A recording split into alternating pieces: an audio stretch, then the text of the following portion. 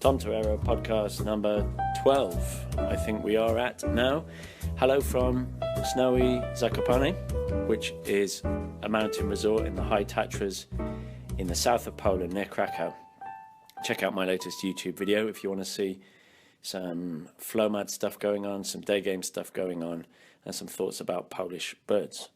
Anyway, ironically, the topic of today's podcast is not about Flowmad things here in Poland, but about my home city, not where I was born, but where I learned the art and craft of Daygame, and the city which I believe to be the world's best Daygame location, and that is good old Great British London.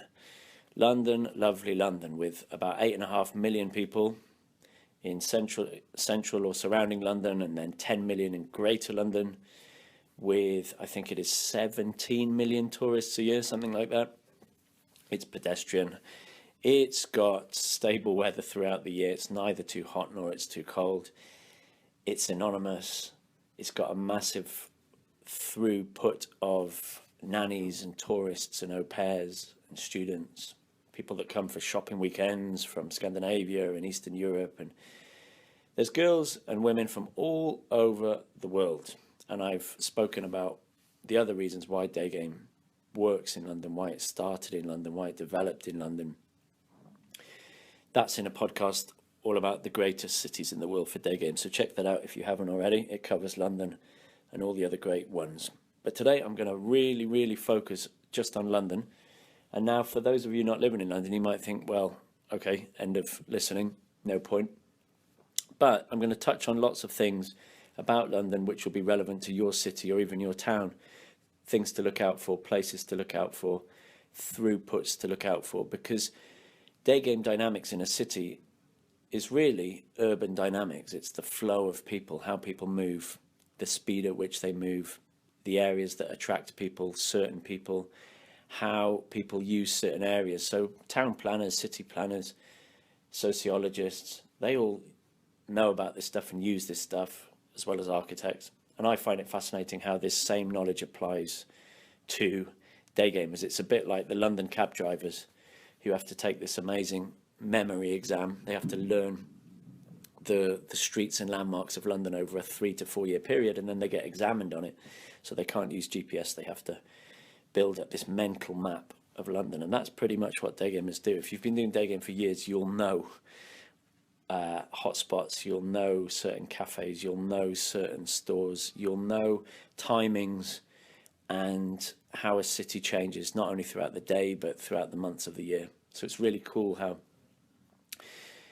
we've transformed this rather, you could say, lonely and grey landscape into something cool. It's a bit like when parkour free runners do that to a city, or graffiti artists do it to a city. Daygamers have done it to London. But that's not to say London isn't beautiful and amazing and wonderful without Daygame. Of course it is. I still think it's the greatest city in the world apart from Daygame. It's just got everything you want 24 hours a day, plus the history, plus the culture, plus that massive mix of people and things. But for Daygame, it's incredible. So today I'm going to go through the obvious the Daygame locations that you probably know and love, and why perhaps you shouldn't be there. And then more importantly, a massive list of hidden gems. Because guys just assume you can do Daygame in 3 or 4 streets in central London. I'm going to go through all the secret locations, outdoor and indoor, as well as some really quirky locations and ideas to get you going, to encourage you not just to stick to the main streets like lemmings. And London's fantastic because it's got all these secret corners, all these hidden spots, all these discreet, sheltered, anonymous addresses. It's a playground for seducers. And I love it, despite it being a bit grey, you could say a bit dirty, a bit grimy.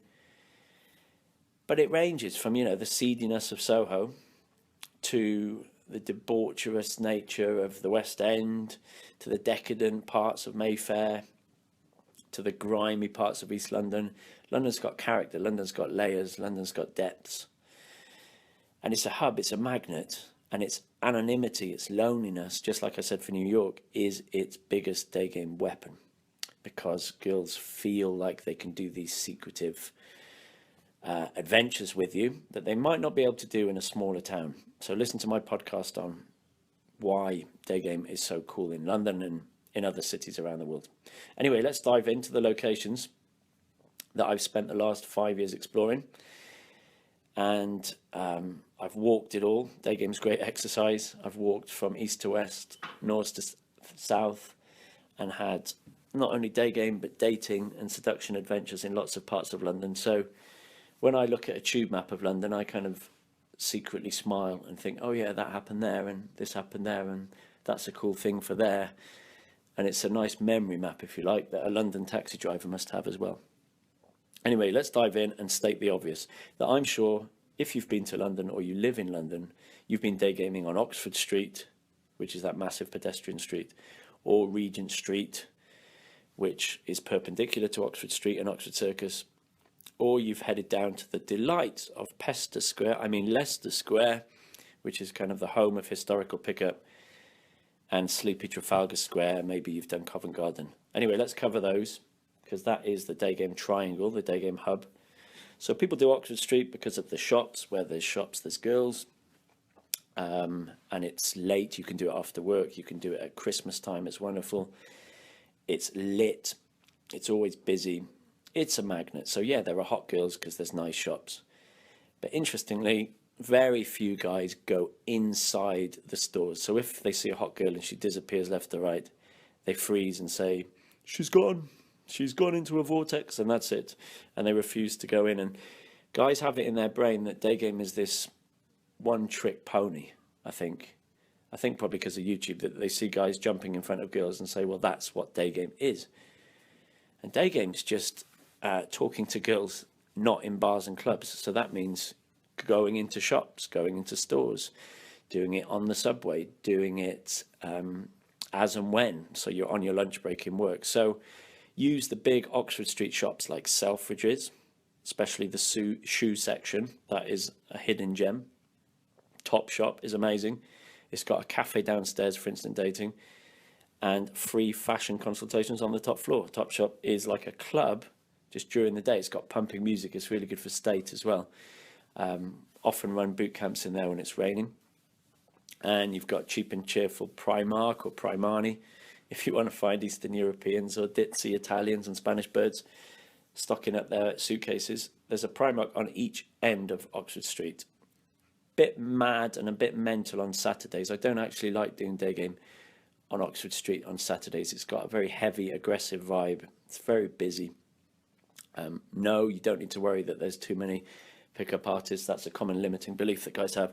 They're not going to go to Oxford Street because there's too much competition. But remember, at any one point on Oxford Street, I think there's about 20,000 people moving, and the turnover is massive. It's very anonymous, so don't worry about that. And then most guys go down either the Daygame Mecca, which is Argyle Street, that kind of almost pedestrian street coming off Oxford Street by Topshop. That's got a very good pace to it. Or they go down Regent Street, and I prefer Regent Street to Oxford Street. It's a bit wider, it's a bit slower. There's not so many people. You've got the Apple store that you can nip into. That's fantastic. You can nip into Carnaby Street off there. Regent Street's one of my favourites, and you can do it late into the night, 7 days a week, 365 days a year. So yeah, don't forget Regent Street. Anyway, let's go further down a little bit to where I started Daygame and where I take beginners if they have high AA, and that is Trafalgar Square, which is, if you don't know London, by Nelson's Column, not too far from Big Ben and Buckingham Palace. And it's lovely because it's got steps with dreamy tourists sitting on. It's got mostly tourists milling around, both by the National Gallery and by the fountains. So it's very easy to practice your social skills. And you can even do indirect game there. That's what I used to do. So if you're looking for a less frantic place than Oxford Street and Regent Street, head down to Trafalgar Square. And gentlemen, I encourage you, go inside the National Gallery, which is that huge building at the top of the square.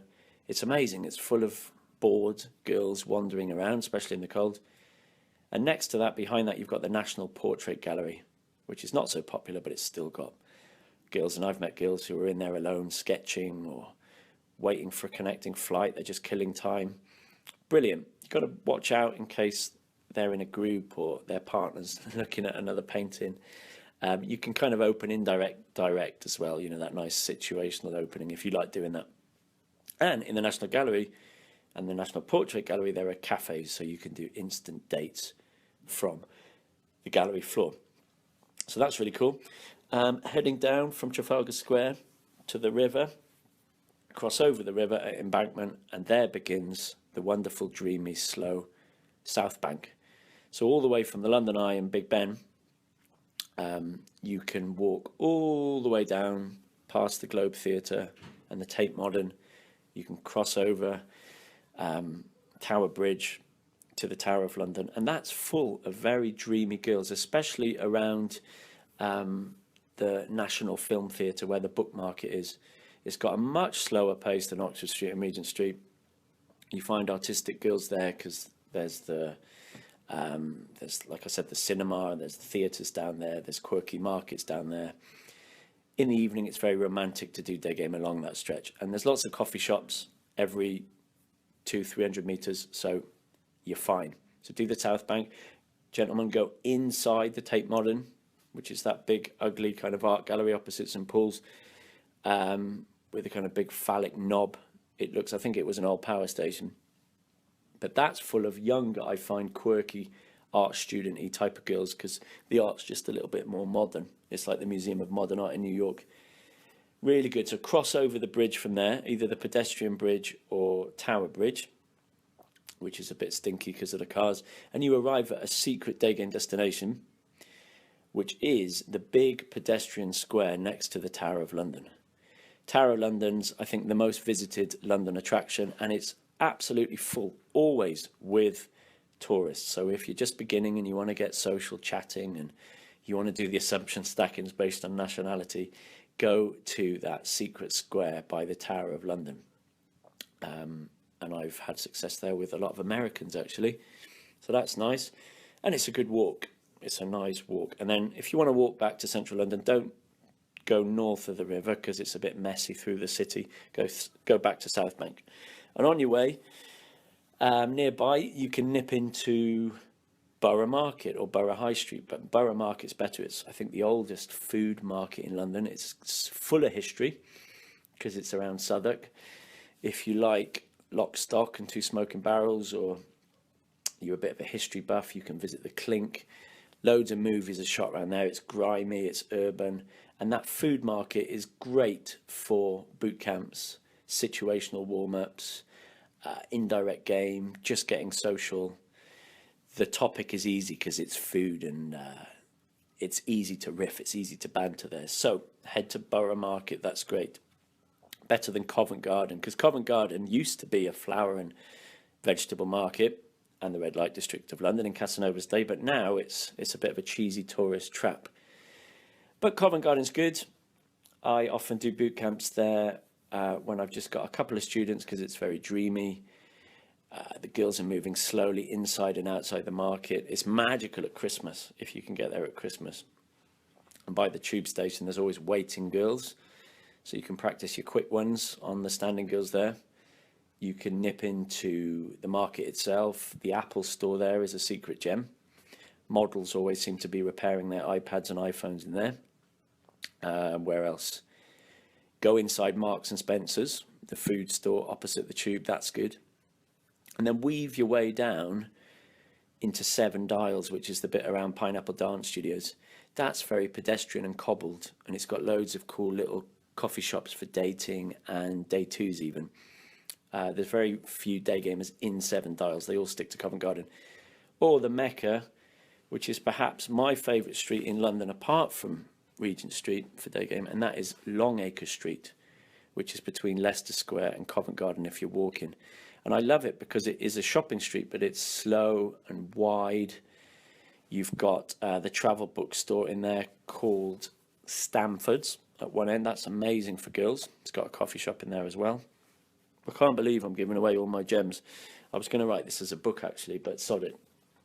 It's a good topic because I love London. Anyway, where was I?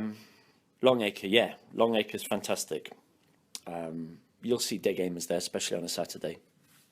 But it's a nice place if you find Oxford Street too smelly, polluted, congested, and weird. Okay, and then we arrive back at PUA Central, which is kind of like Times Square, and this is why it doesn't work. It's too trashy, it's too transient, and tourists are in groups, I find, and that's Leicester Square, Pester Square.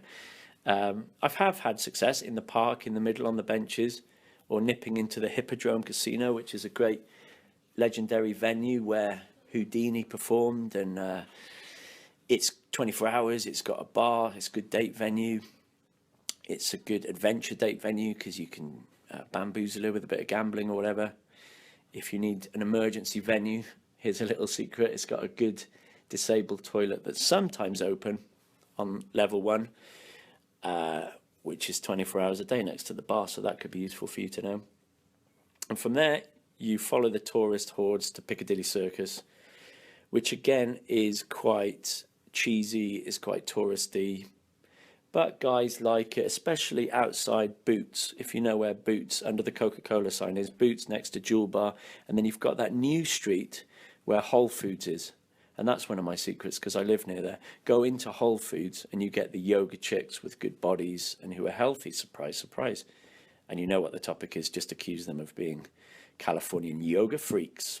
So, God bless Whole Foods. If you're in America, get into Whole Foods anyway. Then, from Piccadilly Circus, head west, down Piccadilly to the area which we call Mayfair. If you want a bit of glitz, if you want some Russian girls, if you want posh English girls, if you want some wealthy Arabs or Chinese, head to Bond Street, New Bond Street, Old Bond Street, around the Ritz, or along Piccadilly, and that's wonderful. It's wide. Go into the stores if you're brave. If you're really brave, go into Victoria's Secret on Bond Street, or just go into Dolce & Gabbana and Gucci. If you want to test your spotlight effect, social inhibition, go in there because the security watch you like a hawk. But I enjoy that if you're looking for some wealthy princesses. The alternative, the opposite of that, is getting back off Regent Street into Carnaby, which used to be the swinging 60s Austin Powers type Carnaby Street. Very boutiquey, very Daygame-y because it's very touristy and pedestrian. I don't personally like Carnaby. It's got a bit of a weird vibe. I think it's too touristy for me. I prefer heading south into real London, Soho. Soho's my favourite area of London. It's where I live. It's grimy, it's weird, it's quirky, it's got the media, it's got the Chinese community, if you include Chinatown. It's got the gay area. It's where live music is. It's got loads of weird, quirky cafes and pubs. I use it for dating because it's near me and it's so weird. But all those little wiggly streets that you always get lost in and join up, and where Casanova used to live around Soho Square when he lived in London, they're amazing for day game because you never find anyone else doing day game, and you find girls nipping out, especially at lunchtime. All those media kind of girls, they're all English and lovely. So get into Soho and get lost and enjoy it. For God's sake, get off Regent Street and Oxford Street. All right, let's say you walk up from Soho or east from Oxford Street, you arrive at Tottenham Court Road, and from there, from the tube station, walk up Tottenham Court Road north as if you're going towards King's Cross. And again, never any day gamers and loads of girls on Tottenham Court Road because there's lots of universities around there. On the right side, there's the University of London, a hidden day game gem, which I shouldn't be telling you about, but I'm going to destroy now, where I take students if it's a bit cold and rainy. I take them inside the British Museum. Okay, that's amazing. It's vast, it's beautiful anyway. You can look at ancient Egypt or whatever dynasty you're into and just talk to girls that are looking at things. So you've got conversational material, it's situational. Yeah, be direct, but use what's in front of you. Remember the day game rule? Say what you see. So get in there, nobody's ever there. And wander over to Holborn. If you like meeting language students, that's where all the language schools are. And down from Holborn south is the London School of Economics, which I've been banned for, actually. I've been banned from, rather, on the campus. With my mate Steve, we were chucked off there. But there's some actual roads weaving their way through, and next to London School of Economics, LSE, and they can't chuck you off those because they're general pavements for the public. And surprise, surprise, there's loads of cool students, often from Asia there.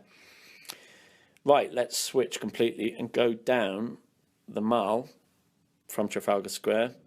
That's a nice summer day game walk through Green Park, St James's Park, and you get to Buckingham Palace. And there's very few day gamers at Buckingham Palace. I love it.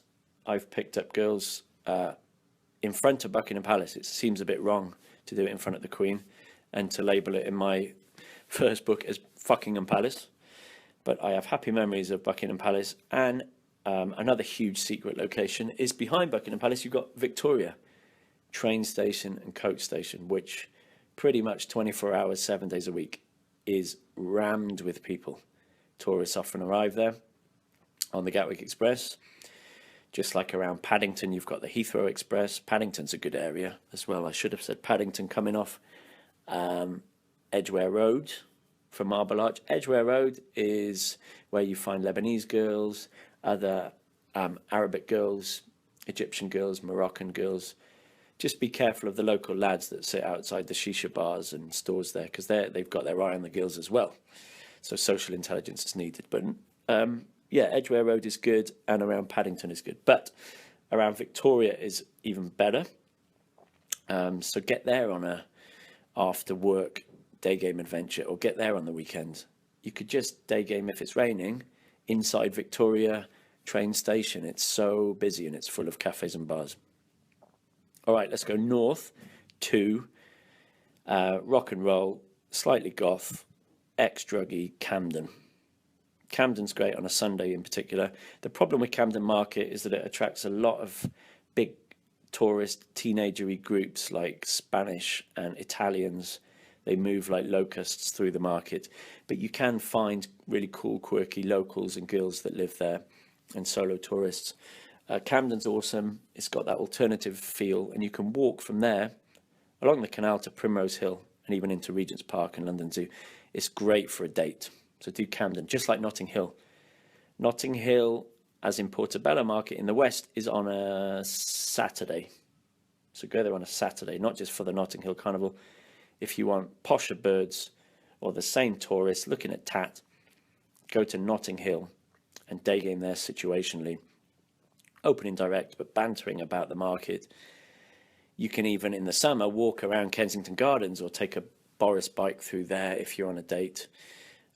It's lovely. It's a bit more posh than Camden. If you want to get really posh, you need to get into Knightsbridge, which is where a lot of Russian and Arabic tourists go to Harrods and to Harvey Nichols. If you're brave, you should be in there chatting up the shop assistants, who are always chosen for their beauty and youth. The girls, that is, not the guys.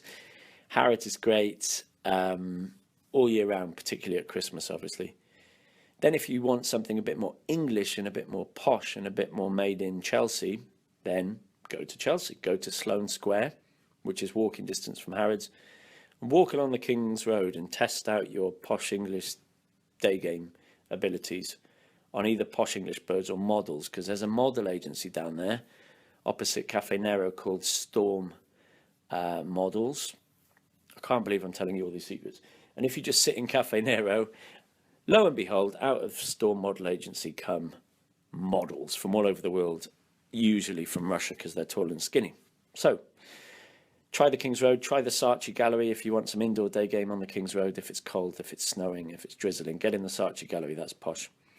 And for more posh delights, head to High Street Kensington, which is like a mini Oxford Street, just less congested and posher. And that's got a Whole Foods on it as well, with 3 layers, 3 levels, so get in there. One of my favourites with a similar vibe is South Kensington. Voila, South Kensington, it's the French area of London. It's got a French high school there, but be careful of their age. It's got the French embassy. It's next to the Natural History Museum. It's a fantastic pedestrian area now. It's got a big square surrounded by cafes, and you'll find posh English birds. You'll find nannies from Eastern Europe and lots of French girls. So if you like French birds, go to South Kensington. Right, This is more than I thought, so I'm going to whiz through the last areas. How am I doing on time? Let me have a look. Yeah, we're all right. We've got another 5 minutes. So, if you're in the north of London, don't forget Angel. Angel both as a tube station at rush hour and Upper Street, because remember the roads fork just above Angel, and take the left one if you're going away from the tube station, and that's Upper Street, and that's always busy after work. There's uni accommodation up there for some reason, and it's got a really cool, quirky cocktail bar called Ladybird. I'll talk about date venues and coffee venues specifically in London another time, and I might do an episode on New York as well, because there's so many fucking cool new coffee shops and cocktail bars, and obviously London pubs. That'd be here all day. That's worthy of a book in itself. All right, other front runners in London would be the secret that is Liverpool Street Station in the east. I can't believe you don't see Daygamers in there because it is so busy. Again, pretty much 24 hours a day, but obviously at rush hour. With these tube stations and train stations I'm telling you about, try to get girls that are coming out or walking away from the ticket barriers rather than going in. Because if you're a beginner and you're trying to chase after girls who are going into the tube or the train, they're obviously going to give you a time limit, and that's going to make you panic, and you probably forget to say one more thing before you go. So get them coming out. And yeah, if they're on their lunch break or if they're heading to work, practice keeping them there and doing a fast number close. It's good for your persistence, yeah? And from Liverpool Street Station, head into Brick Lane if you like hipster girls. And if you've perhaps grown a beard, or you've got one of those weird hipster moustaches, or you roll up your trousers and wear a beanie, or ride a bicycle, or have a pet goat, you, my friends, are a hipster and you should be day gaming on Brick Lane. And that's great in the night as well. You got the Big Chill Bar, you got Vibe Bar, you've got loads of hipster venues going on. So if that's the kind of girl you like, go there. That's the message of this podcast, really.